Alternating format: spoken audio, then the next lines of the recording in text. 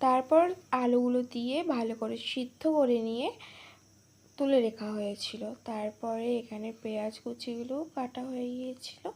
তারপরে এখানে তেলে শুকনো লঙ্কা, তেজপাতা, গোটা গরম মশলা ফোড়ন দিয়ে পেঁয়াজগুলো তেলের মধ্যে দিয়ে ভালো করে সুন্দর করে নাড়াচাড়া করে এখানে দিয়ে দেওয়া হয়েছিল রসুন বাটা আর আদা, জিরে, শুকনো লঙ্কার পেস্ট।